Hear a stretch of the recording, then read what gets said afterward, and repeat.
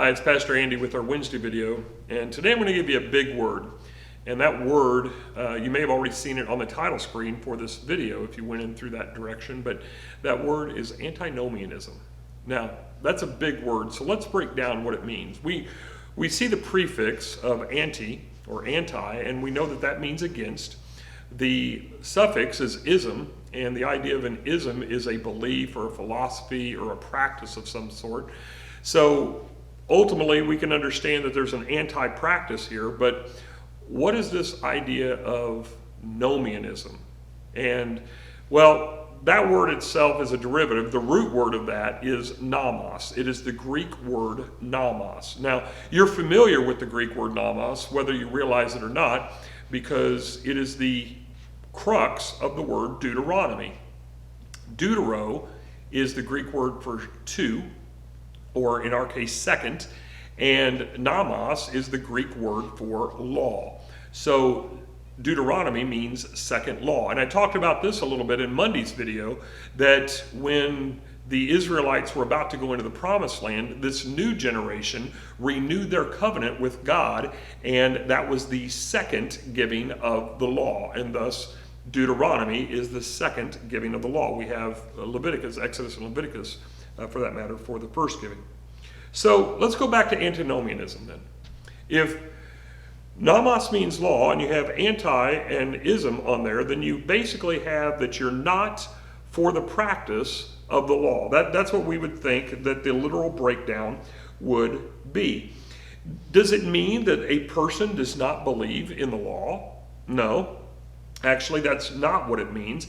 What the word represents is that God does not require Christians to keep any part of the moral law. That's what antinomianism means.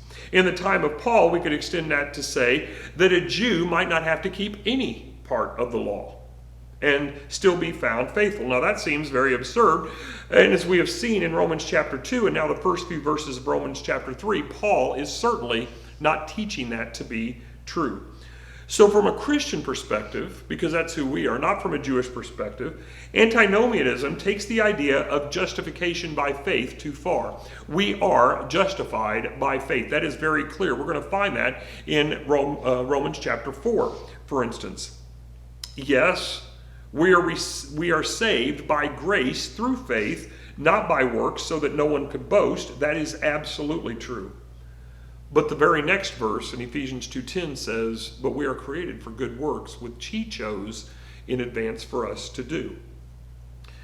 Thus, we cannot earn our salvation.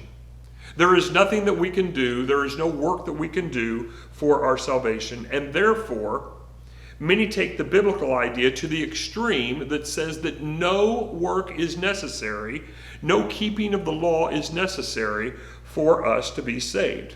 That idea is not new at all. It is in part what the Jews were arguing because they were the chosen people of God. And if it is true, then why should we worry about keeping the law? Well, the answer is because God said so. For the Christian, we do have a law to keep. We're to keep the law of Christ, as Galatians tells us. Not the law of Moses, but the law of Christ. And it was Jesus who said in John 14, verse 15, "If you love me, you will keep my commandments." What is the commandment? It is a law. So the idea of antinomianism, it means that we do not have to keep the law in order to receive God's favor, but Jesus himself said, "If you love me, you will keep my commandments." It is not our obedience that saves us. We must understand that. It is not our obedience that causes us to love Jesus either. It is the other way around. It is our love for Jesus and our appreciation for the work that Jesus has done that demands our very obedience.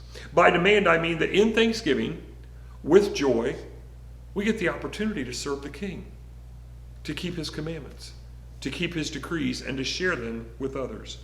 So no, we are not bound to keep the law like the Old Testament people were. Jesus did that for us. He is the only one who has ever perfectly done that. But if we claim to be a Christian, then we are bound to follow the words of Jesus when he said, "Follow me." And follow me includes keeping his commandments. Not to dismiss them as so many who do, including some who claim to be Christians, including those who claim that even today. Let us not be those people. Let us follow Jesus. Let us love him, and let us show him by keeping his commandments.